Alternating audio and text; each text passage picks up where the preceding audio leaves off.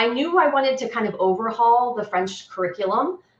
We had a really solid French curriculum at that time, but I was recently really interested in like anti-bias education and how we could make our French courses more reflective of the French-speaking world and not just France and Paris and croissants and the Eiffel Tower, which are all wonderful things.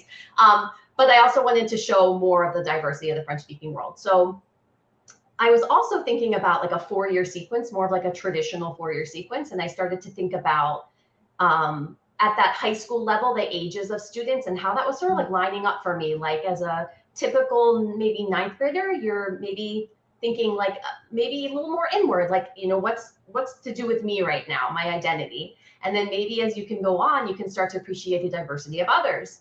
And then a little bit farther along, more mature, you can start to think about justice and what's going on in the world. And then as you're ready to like head out into the world, maybe you're ready to take action.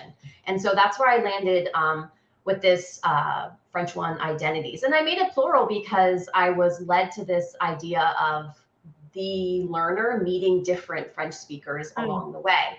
And then also realizing that like you can belong to many different groups in society and that like, you know, you're not fixed and everybody is changing all the time. And so many things make up our identities. And so that's where I landed.